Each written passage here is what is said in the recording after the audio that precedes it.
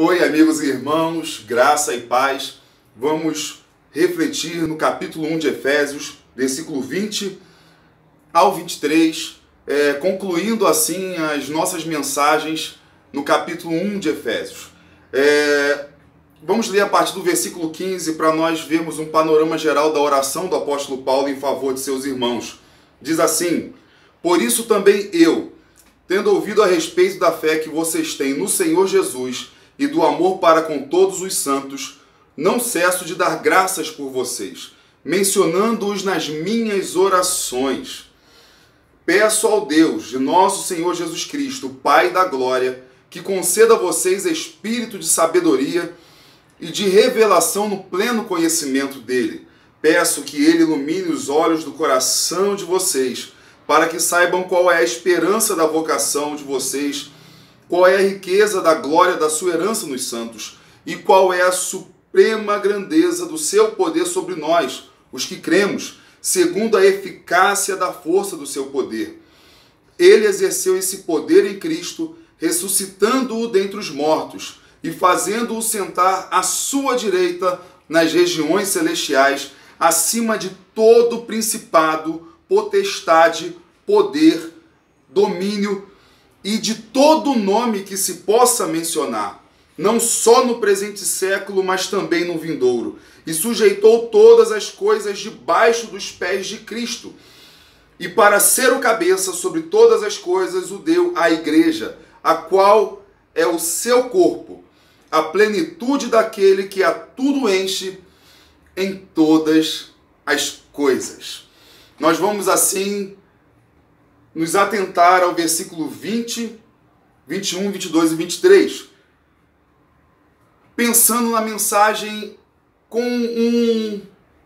pensando num ponto principal, no fato de que as afirmações aqui nos dão uma certeza de que nós somos livres dos nossos maiores medos, livres da fraqueza nossa diante do pecado, livre dos poderes das trevas, da opressão maligna de Satanás e seus demônios, livres do pavor da morte, que é algo que está sempre assim nos afrontando, nos amedrontando. O Senhor Jesus, ele nos livra dos nossos maiores temores. Podemos assim encarar as nossas fraquezas com a certeza de que há uma vitória real em nome do Senhor Jesus Cristo. Paulo, ele clamou aqui pela igreja para que nós tivéssemos os olhos do nosso coração abertos, para vermos a verdade, para termos sabedoria de Deus, revelação no pleno conhecimento do nosso Deus. E assim nós temos uma grandeza de revelação acerca do grande poder do nosso Senhor Jesus Cristo, ou pelo menos aqui de duas manifestações do seu grande poder. Primeiro, ao ressuscitar dentre os mortos, o poder sobre a morte. Segundo, ao assentar-se à direita de Deus, quer dizer, Jesus assim, depois de ressuscitado, subiu aos céus, é a sua ascensão. Duas coisas poderosas a qual a igreja tem a sua fé e esperança depositada. Jesus voltou dos mortos, Jesus subiu aos céus e exerce o seu governo poderoso sobre todas as coisas. Isso é a expressão de ele estar sentado à direita, nas regiões celestiais, na direita de Deus Pai. Assim, vamos primeiro para a ressurreição. A ressurreição, como já falei, é uma das grandes demonstrações do poder de Deus. Ele exerceu esse poder em Cristo, ressuscitando-o dentre os mortos. E quero pensar junto com vocês em três características poderosas, maravilhosas que o Senhor nos deu ao seu povo, que estão expressos lá em 1 Coríntios 13, pelo apóstolo Paulo, no grande texto sobre o amor, onde ele fala: permanecem a fé, a esperança e o amor. Estes três, porém o maior deles é o amor. A ressurreição, ela fortalece a fé, a esperança e o amor. A ressurreição de Cristo transborda dessas três expressões, porque a ressurreição é a coluna que sustenta a fé cristã. O apóstolo Paulo diz em 1 Coríntios 15, 7, 9, e se Cristo não ressuscitou, é vã a fé que vocês têm, e vocês ainda permanecem nos seus pecados. E ainda mais, os que adormeceram em Cristo estão perdidos. Se a nossa esperança em Cristo se limita apenas a esta vida, nós somos as pessoas mais infelizes deste mundo. 1 Coríntios 15, 17 a 19. Se Cristo não ressuscitou, é vã a fé que nós temos. Quer dizer, é inútil. Logo, temos a plena certeza que a Bíblia não fala de uma ressurreição simbólica de Cristo, mas de uma ressurreição literal. Ele de fato voltou dentre os mortos. Não é apenas uma palavra viva no coração, na mente, na boca de seus discípulos, mas ele de fato venceu a morte. Pense que na hora da morte, de que adianta crer em um simbolismo? Nós precisamos de uma esperança real contra a morte. E aí a fé é ligada diretamente à esperança. Nós cremos, temos convicção no Deus em quem nós não vemos, mas temos a certeza de que Ele é real. Nós não vimos Cristo ressuscitar dentre os mortos, mas o Espírito nos deu essa capacidade de saber que isso é a mensagem verdadeira do poder de Deus. A nossa esperança, então, está em Cristo.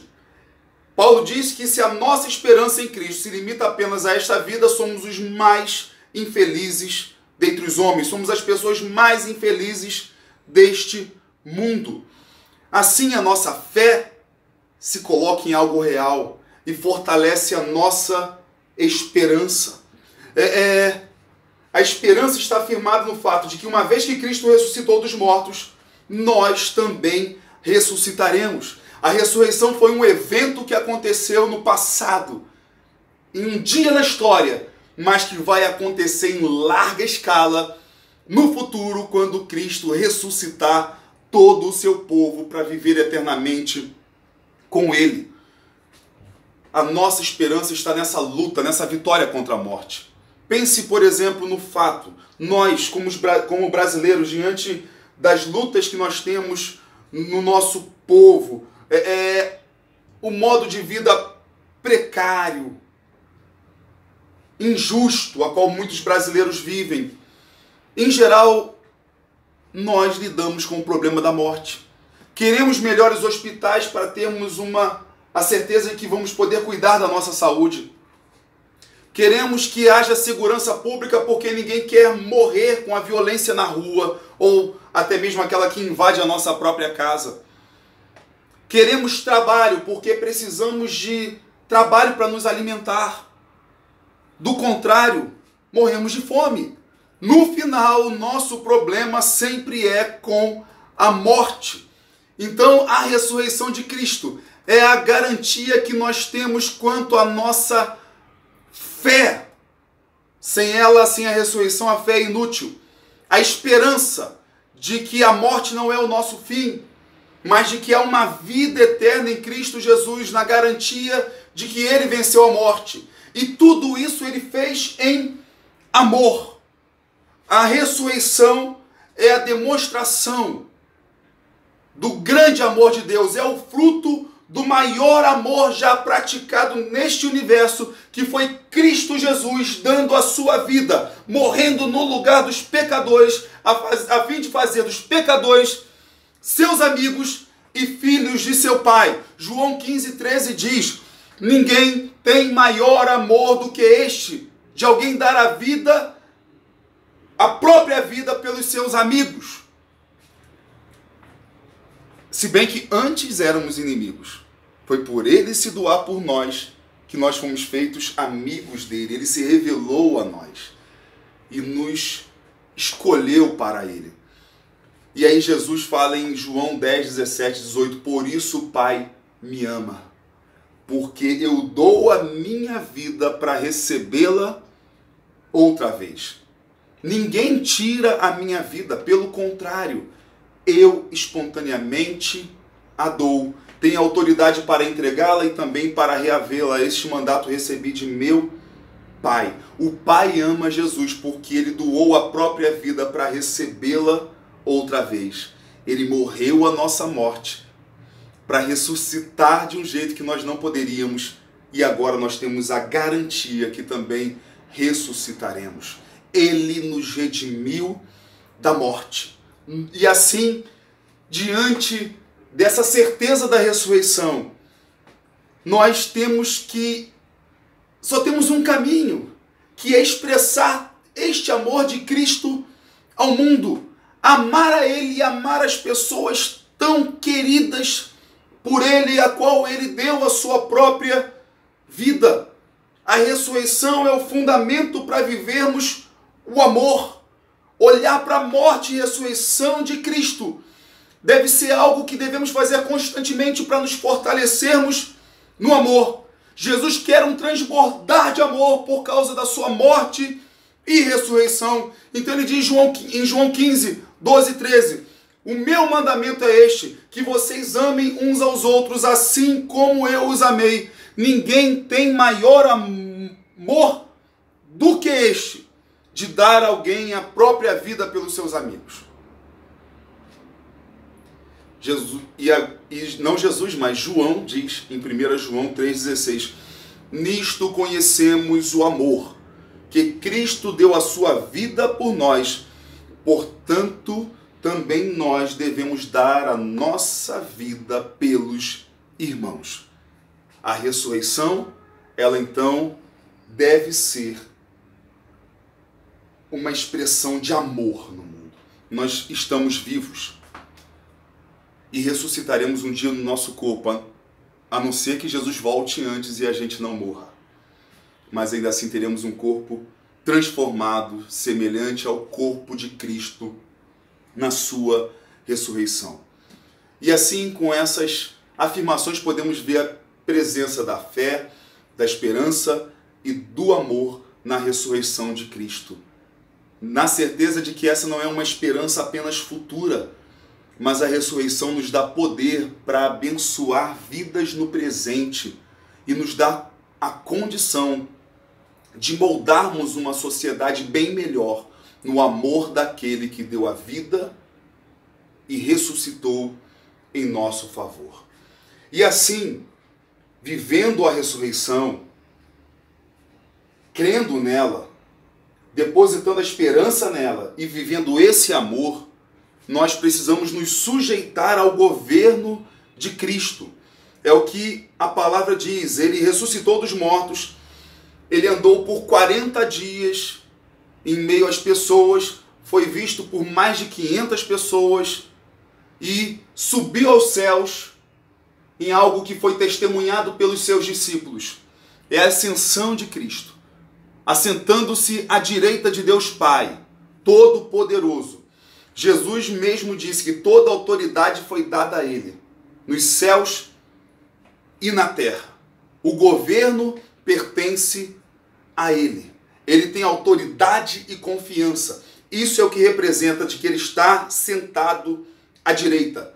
Toda autoridade e confiança o Pai deu ao seu Filho. E o seu governo é eterno em nosso favor. Por isso o apóstolo Paulo pôde dizer aos Romanos no capítulo 8, 33 e 34, quem intentará acusação contra os eleitos de Deus? É Deus quem os justifica. Quem os condenará? É Cristo Jesus quem morreu, ou melhor, quem ressuscitou, o qual está à direita de Deus e também intercede por nós. Percebam, Jesus não usa o seu poder para nos massacrar, nos oprimir, nos pisar. Pelo contrário, ele usa o seu poder para nos proteger, mesmo diante da realidade que sabemos de que somos pecadores. Ele nos redime para uma nova vida. Ele nos justifica. Somos justos não pela nossa habilidade em obedecer, pela nossa capacidade em obedecer, pela nossa bondade, mas pela obediência dele, pela bondade de Cristo. E assim somos justificados. E quem pode acusar os eleitos de Deus? a Bíblia também afirma que Jesus está acima de todos os poderes deste universo. É o que diz aí o versículo 21. Ele está acima de todo principado, potestade, poder, domínio e de todo nome que se possa mencionar.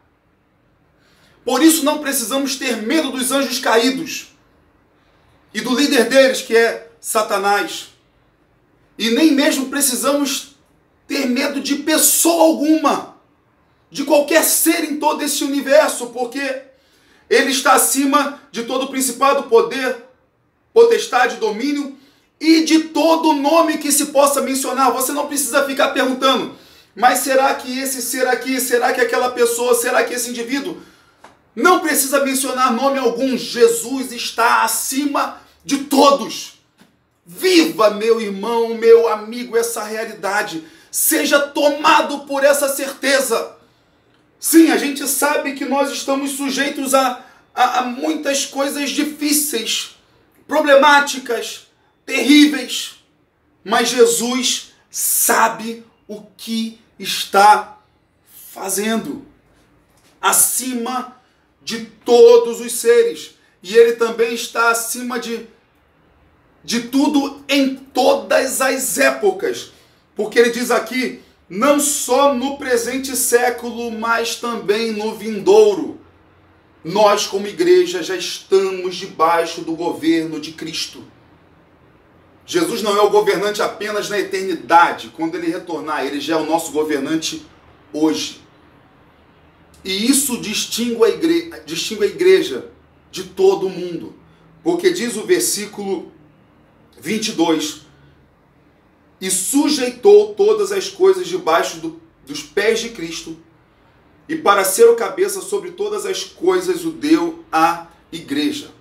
Jesus é o cabeça sobre todas as coisas. Assim podemos confiar que ele governa tudo para o bem da sua igreja. A igreja em Cristo pode superar todas as barreiras que são impostas. Jesus mesmo falou que nem as portas do inferno podem prevalecer contra a igreja, que ele edifica uma igreja forte, exuberante, firme, e essa igreja avança no mundo, e ela invade os locais dominados pelos poderes das trevas, e derruba os portões, libertando vidas preciosas, não no nosso poder, mas no poder de Cristo, que reina em nós, por meio do Espírito Santo que ele nos deu. O texto diz que todas as coisas estão sujeitas debaixo dos pés de Cristo. E o Senhor Jesus poderia nos esmagar diante do nosso mal, diante do nosso pecado, de toda malícia, de todos os planos ruins que a gente possa ter arquitetado, pensado. Mas Jesus não nos esmaga. Ele apenas esmaga Satanás. Ele não esmaga a gente como um dia esmagará de uma vez por todas a Satanás. Percebam que o texto diz que Jesus é o cabeça de todas as coisas.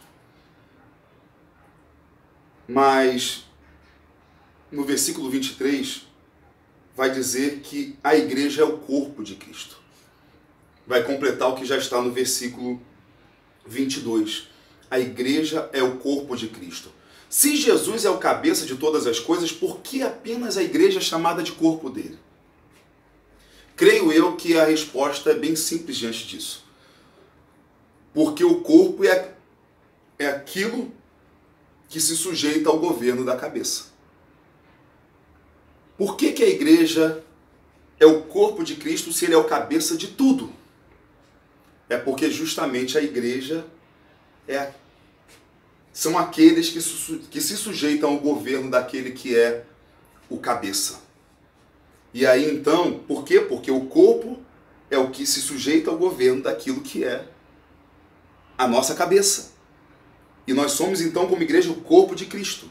O que nos distingue do mundo é porque a gente se sujeita ao governo de Cristo. O que faz então de você a igreja de Cristo? você se sujeita ao governo de Cristo. E aí você precisa parar para pensar, como eu preciso parar para pensar. Somos a igreja de Cristo? Paulo diz em Romanos 16, a partir do versículo 17, Romanos 16, a partir do versículo 17, ele diz assim: irmãos, peço que notem bem aqueles que provocam divisões e escândalos em desacordo com a doutrina que vocês aprenderam. Afastem-se deles, porque esses tais não servem a Cristo nosso Senhor, e sim a seu próprio ventre. Paulo está falando sobre pessoas que servem ao seu próprio ventre, para nós tomarmos cuidado. Quer dizer, a pessoa que serve à sua própria vontade. Se serve à sua própria vontade, não está subordinado àquele que é o cabeça, logo não faz parte do corpo. Com suas palavras e lisonjas enganam o coração das pessoas simples, pois a obediência de vocês é conhecida por todos. Característica da igreja: obediência conhecida por todos. Por isso me alegro por causa de vocês. Quero que sejam sábios no que diz respeito ao bem e simples no que diz respeito ao mal. Quer dizer, para não sermos um povo com malícia. E o Deus da paz em breve esmagará Satanás debaixo dos pés de vocês. A graça de nosso Senhor Jesus esteja com vocês. E o Deus da paz em breve esmagará Satanás debaixo dos pés de vocês. Todas as coisas estão sujeitas debaixo dos pés de Cristo. É o que diz a palavra. E em breve o Deus da paz esmagará Satanás debaixo dos nossos pés. Como esmagar Satanás? Primeiro, não é pela nossa capacidade, pela nossa sabedoria, pelo nosso poder. É pela capacidade, pela sabedoria, pelo poder daquele que é o cabeça. Mas o corpo, ele está ligado ao cabeça, subordinado ao cabeça. E o corpo somente pisa Satanás quando ele obedece ao cabeça. Não simplesmente porque você está fazendo isso, porque eu faço isso, mas porque estamos debaixo do comando do governo soberano de nosso Senhor Jesus Cristo. E precisamos tomar cuidado quando a gente está seguindo o nosso próprio ventre, nossa própria vontade. E aí pode achar que está pisando em Satanás, mas na verdade Satanás está iludindo, enganando. Se sujeite ao governo de Cristo, porque Ele já é o governante de todas as coisas. E o que distingue a igreja de tudo é que a igreja se sujeita, obedece ao governo daquele que é o cabeça. Ele tem toda a autoridade. E a autoridade para pisar Satanás vem debaixo da autoridade daquele que é o cabeça. A igreja é o corpo porque é governada por aquele que é o cabeça. E Paulo conclui assim o primeiro capítulo. A qual é o seu corpo? A plenitude daquele que a tudo enche em todas as coisas. O versículo 23. Eu creio que, embora Jesus seja o cabeça, não significa que ele está limitado apenas a ser o cabeça, mas ele está presente no corpo. Porque diz aqui que ele é a plenitude daquele que a tudo enche em todas as coisas. Jesus complementa o corpo. Ele é o cabeça. Não apenas o responsável por dar as ordens ao corpo, mas também por tomar as decisões e atitudes que alimentam o corpo. Jesus, então, é por meio do cabeça que o corpo se alimenta. Por isso que o corpo precisa ouvir aquele que é o cabeça, se sujeitar àquele que é o cabeça. Jesus está presente no corpo, preenchendo o corpo, senão nós seríamos desunidos. E a gente, quando não ouve Cristo, não se limita a Cristo, é que nós manifestamos desunião. Assim, precisamos da maturidade daquele que é o cabeça, da sabedoria que vem do cabeça, porque se o corpo age por si próprio, é imaturo e ele acaba fazendo mal a si mesmo quando ele se acha autossuficiente. Ele não conseguirá viver e se desenvolver, será atrofiado sem o governo do cabeça. Por isso que alguns cristãos ficam às vezes vazios de sentido, porque não estão debaixo do governo do cabeça. Mas se é cristão, tem que se sujeitar, e em algum momento vai se sujeitar e ele vai encontrar sentido na vida. Meus amados, não fique sofrendo, prejudicando a si mesmo, resistindo o poder daquele que é todo-poderoso e que governa tudo para o seu bem, em amor a você e a mim. Viva a liberdade que podemos ter dos nossos maiores medos, livres do poder do pecado, livres da humilhação e derrota que poderíamos experimentar por meio do poder de Satanás e seus demônios, livres do pavor da morte. Tudo isso, toda essa libertação, graças a Jesus. Viva isso!